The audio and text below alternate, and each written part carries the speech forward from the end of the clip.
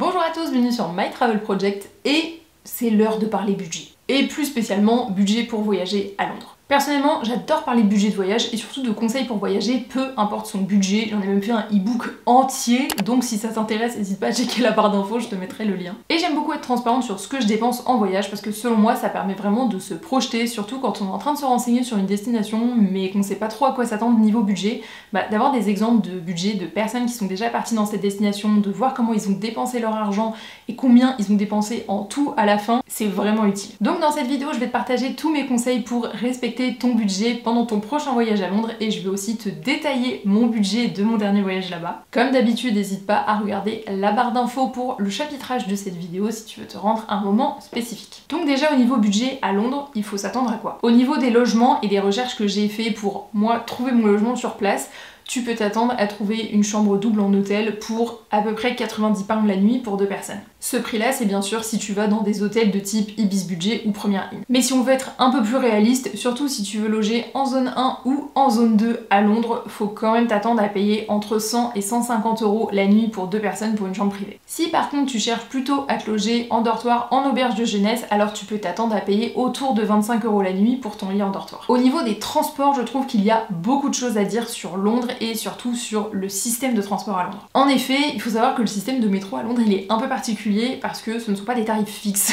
Personnellement, c'est la première fois que je voyais ce système qui est en fait un système de tarification qui change en fonction des heures de la journée. En fait, c'est simple, le prix est plus élevé au moment des heures de pointe, donc les peak hours, c'est-à-dire entre 6h et 9h du matin et entre 16h et 19h. À ce moment-là de la journée, ton tarif pour un aller simple te coûtera 3,80 £, alors que aux heures creuses, il te coûtera 2,90 £. Mis à part ça, si tu préfères prendre le bus, eh bien sache que ça coûte un peu moins cher parce que ça coûte 1,75 € pour un aller simple. Au niveau de la nourriture et des boissons, alors là le budget peut aller du simple au double, c'est-à-dire que j'ai vu des restaurants et je suis même allée dans des restaurants où tu pouvais trouver des plats aller aux alentours de 14-15 pounds et dès que t'allais dans des restaurants un tout petit peu plus cotés, sans parler de haut de gamme bien sûr, et bien là ton plat il montait à 25-30 pounds. Sinon au niveau des cafés, un flat white ou un cappuccino, ça te coûtera aux alentours de 4 pounds. Pour la référence, j'ai vu des croissants qui coûtaient 2,50 pounds aussi. Et un soir on est même allé dans un bar et une pinte de bière coûtait 7 pounds. On est bien d'accord que ces prix là ne sont pas tous les mêmes dans tous les restaurants et dans tous les endroits de Londres, je te parle juste des prix que j'ai vus le plus souvent pendant mes 4 jours sur place. En termes d'activité, et je pense que je le répète depuis 4 vidéos, mais il y a énormément d'activités gratuites à Londres. Tu dois le savoir si tu pars à Londres, c'est là où tu peux économiser. Par contre, je trouve que sur les activités qui sont payantes,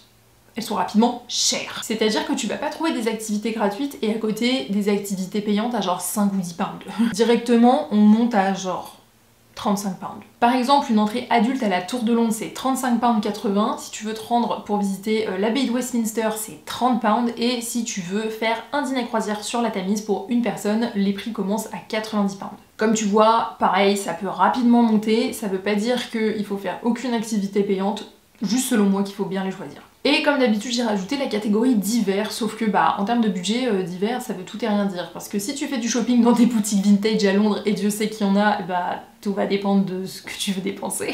Donc moi, mon référentiel dans la catégorie divers, c'est les cartes postales. Voilà.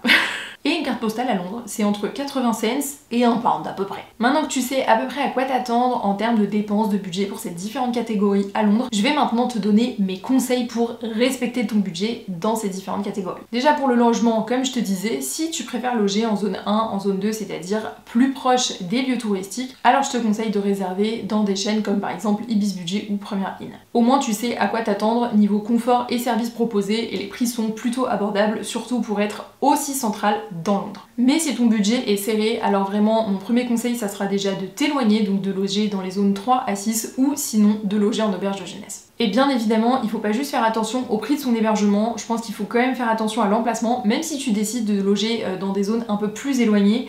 Fais quand même attention à la ligne de métro sur laquelle se situe ton hébergement. En fait, si la ligne de métro qui se situe à côté de ton hébergement dessert pas énormément de lieux touristiques ou qu'elle n'est pas très bien desservie vers les autres lignes qui desservent les lieux touristiques, en fait, tu vas très vite faire monter la facture de métro, tu vois. Je dis pas que c'est simple comme arbitrage, mais je pense que c'est quand même un calcul à faire quand on recherche son hébergement à Londres. Au niveau des transports, deux conseils. 1, privilégie le bus. Le métro, c'est très pratique. Je trouve que le système de métro à Londres est quand même très bien fait. Il n'y a pas de débat là-dessus, mais on va pas se mentir, le bus, il est moins cher. Et si le temps s'y prête, je te conseille d'économiser encore plus en prenant un vélo.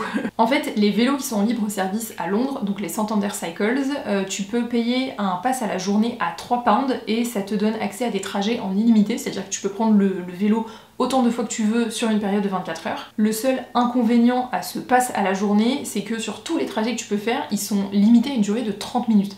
Mais si ton trajet il en fait 45, tu poses ton vélo au bout de 30 minutes et t'en reprends un autre, tu vois. Ce qui fait que techniquement, si tu décides de ne prendre que le vélo pour te déplacer sur toute une journée, eh bien ton budget de transport sur une journée ne te revient qu'à 3 pounds. Et quand tu vois qu'un trajet en aller simple en métro, c'est 2,90 pounds aux heures creuses, et bah je pense que finalement le vélo, tu le considères plus vite que prévu, tu vois. Et puis en vrai, pour le coup, je trouve qu'il y a énormément de pistes cyclables à Londres. Je m'étais pas trop posé la question avant de partir de si c'était une ville qui était plutôt vélo friendly, et bah je trouve que oui quand même. Donc c'est vraiment une bonne option de prendre le vélo pour économiser sur les transports à Londres. Après bien sûr ça ne t'empêche pas de prendre le métro, bien sûr, dans ces cas-là je te conseille juste de regarder pour éviter de le prendre aux heures de pointe. Au niveau de la nourriture et des boissons, et ça je l'ai découvert peut-être un peu trop tard, mais c'est pas grave, pas de regret ici, c'est d'économiser sur le repas, le déjeuner, en prenant des meal deals dans les supermarchés. Franchement, ça se trouve, c'est un truc hyper connu et vraiment je débarque et je suis la dernière à prendre ça. Mais on a vu dans plusieurs supermarchés, donc si je dis pas de bêtises, on a vu ça chez Tesco, chez Morrisons et chez Marks & Spencer. T'as des meal deals où en fait pour 4 ou 5 pounds, dépendamment du supermarché, t'as le droit à un main, enfin du coup un repas, donc ça peut être soit une salade, soit un sandwich, soit un wrap, avec une boisson et un snack. Et franchement, pour 4 ou 5 pounds, je te dis pas que c'est de la grande cuisine, bien évidemment, mais ça fait vraiment le job, et pour le prix que tu payes, c'est très très bien.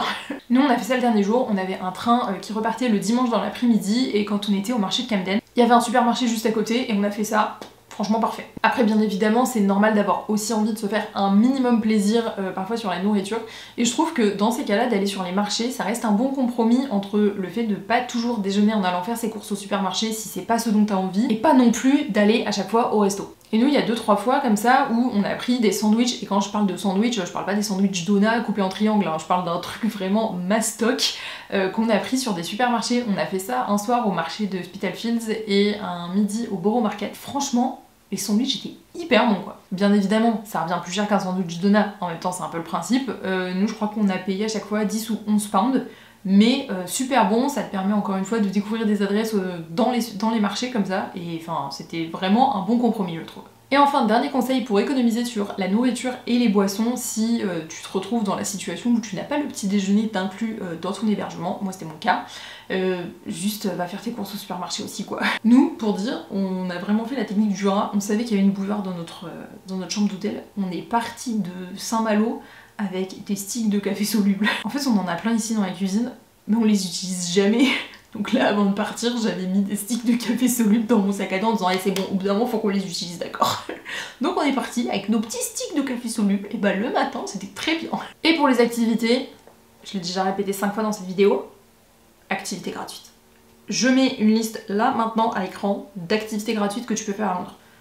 Mets sur pause, prends une photo, fais un screenshot, je sais pas, ou va voir mon article parce que j'ai prévu de faire un article sur les activités et les visites gratuites que tu peux faire à Londres. Je mettrai le lien dans la barre d'infos quand il sera publié. Mais franchement, si t'as un budget serré pour aller à Londres, juste il y a des activités gratuites, mais de tous les côtés quoi. Je pense honnêtement qu'il est possible de visiter Londres sans dépenser un copec pour les activités. Maintenant que je t'ai donné tous mes conseils pour respecter ton budget pendant ton prochain voyage à Londres, parlons chiffres.